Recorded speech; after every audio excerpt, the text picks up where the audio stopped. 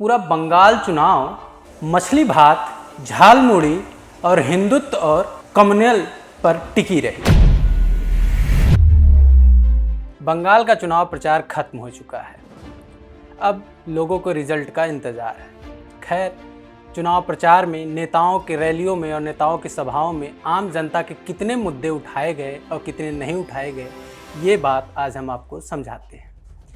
आपको बता दें कि पूरा बंगाल चुनाव मछली भात, झालमुड़ी और हिंदुत्व और कम्युनल पर टिकी रही। पहला मुद्दा है झालमुड़ी का। ओ झालमुड़ी वाले भाई हमें अपना झालमुड़ी खिलाओ। हाँ भाई साहब, आपने सही सुना है। प्रधानमंत्री मोदी जी बोले हैं। हाँ, अच्छे वाला कितने का होता है? 10-20। हाँ, जो भी है बना दो। खैर, इनके बोलने के बाद ममता दीदी कहाँ पीछे रहती। इन्होंने भी कहा कि ये केवल कैमरा और माइक लगाकर एक चुनाव प्रचार स्टंट कर रहे हैं। अब ममता दीदी का ही सुन लीजिए।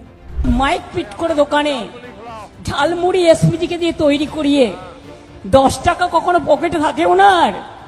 কত নাটক। दोनों वीडियो को देखें और समझें तो आपको समझ में आएगा कि आखिरकार मोदी जी कैमरा जीवी तो हैं, या कहें जहां कैमरा जाता वहां मोदी जी पहुंच जाते हैं, या मोदी जी जहां जाते हैं वहां कैमरा वाले लेके चले जाते हैं कैमरा। बढ़िया बनाए। अब वहीं दूसरे मुद्दे की बात करें, वो है मछली भात। अभी हम मछली भात ही खाने जा रहे हैं। आप मछली खाएंगे? कभी खाएंगे तो बोलिए, मैं खुद बना के देंगे। ये मुद्दा ऐसा है कि एक हिंदूवादी पार्टी अपने आप को कम्युनल बता रही है, वहीं दूसरी तरफ एक कम्युनल पार्टी अपने आप को हिंदुत्ववादी साबित करने पर जुटी है। इन भाई साहब को देख लीजिए, ये हैं हमारे हिंदुत्ववादी पार्टी के सबसे नामचीन सांसद अनुराग ठाकुर, जो बड़े चाव से मछली भात खा रहे हैं, वो भी मंगलवार के दिन तिलक लगाकर और भगवा पट्टी डालकर। यही नहीं, इनके अलावा इनको भाई साहब को देख लीजिए, ये मनोज तिवारी हैं, जो कहते हैं कि हम बिना लहसुन और प्याज वाली मछली भात खाए हैं, जो शुद्ध शाकाहारी है। अरे भैया, मछली तो मछली होती है, इसमें शाकाहारी क्या होता है और मांसाहारी क्या होता है? यही नहीं, हमारे असम के मुख्यमंत्री तो इससे पीछे रहने वाले नहीं थे।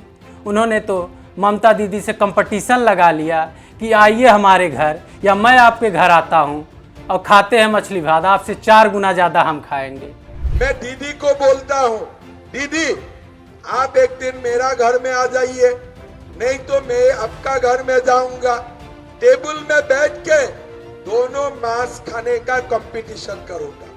आप भी खाए जाओ, रोहू इलिश आप भी खाते जाओ, मैं भी खाते जाऊंगा।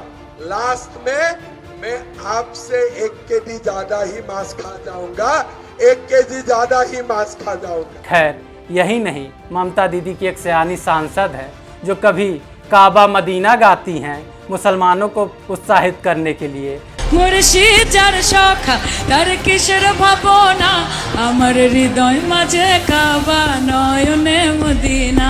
तो कभी हनुमान चालीसा का पाठ पढ़ लेती हैं कि हम भी हिंदू हैं, लेकिन भगवान राम के नाम पर हम वोट नहीं मांगते। अच्छे जय हनुमान ज्ञान गुण सागर, जय कपीस तिहु लोक उजागर, रामदूत अतुलित बल धामा, अंजनी पुत्र पवन सुतना। खैर, इन मुद्दों के बीच आम जनता का मुद्दा कहाँ था, ये आप खुद डिसाइड करिए। अब आखिरी मुद्दा है गंगा जी का। दरअसल प्रधानमंत्री मोदी बंगाल गए और वहाँ पर गंगा घाट पर फोटो शूट खूब कराया, लेकिन प्रधानमंत्री मोदी भूल गए कि बंगाल की गंगा इतनी साफ है कि उसको टीएमसी अपना प्रचार बैंड बना लेगी। আজকে আবার উনি নৌকা বিহার করেছেন। আমি বলি বাংলার গঙ্গা আর আপনার দিল্লির যমুনা মিলিয়ে নিন। दरअसल मोदी जी 2014 में आने से पहले, यानी कि लोकसभा में प्रधानमंत्री बनने से पहले, उन्होंने कहा था कि माँ गंगा ने मुझे बुलाया है। न मुझे किसी ने भेजा है, न मैं यहाँ आया हूँ, मुझे तो माँ गंगा ने बुलाया है। माँ गंगा काशी में कितना साफ है आप खुद देख सकते हैं, लेकिन ममता बनर्जी वहीं यमुना कितनी साफ है और कितनी नहीं साफ है, इसको लेकर बीजेपी पर ही हमलावर है।